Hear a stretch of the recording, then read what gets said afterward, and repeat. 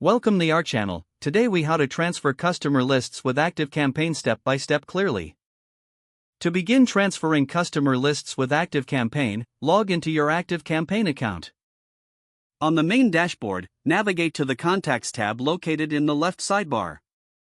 Once in the Contacts section, locate and click on the Import option. You will be presented with several import options. Choose Import from File if you have a CSV file of your customer list. If you haven't created a CSV file yet, open your spreadsheet application and format your customer data appropriately.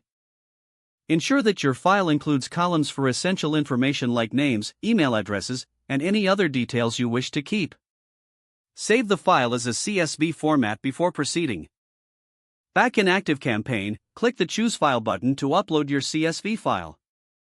Select the file you prepared and click Open. ActiveCampaign will now analyze the file and show you a preview of the data. Review the column mapping to ensure that ActiveCampaign correctly identifies your data fields. If necessary, adjust the mappings to align with ActiveCampaign's available fields. Once everything looks accurate, click the Next button to proceed. Now, you'll have the option to choose a list to add these contacts to. Select the appropriate list or create a new one based on your needs. You can also add tags or automate the contacts if desired during this step. After making your selections, click the Import Now button to start the process. ActiveCampaign will begin the import, and you'll see a progress indicator.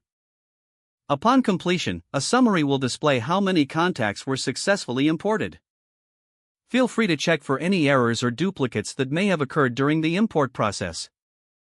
To ensure everything went smoothly, navigate back to the Contacts section. Filter your list if necessary to check that new contacts are properly added. That's it. You have successfully transferred your customer lists to ActiveCampaign. If the page does not load, refresh the browser or try again in a private or incognito window. Make sure you are using the correct email address, then retype it carefully to avoid small typos. If your password is not accepted, use the Reset option and create a new strong password you can remember. Check your spam folder for verification or security emails, then complete any requested confirmation steps. Enable two-factor authentication if available to improve account security and reduce unauthorized access risk. Don't forget to like this video and subscribe to our channel for more step-by-step tech guides.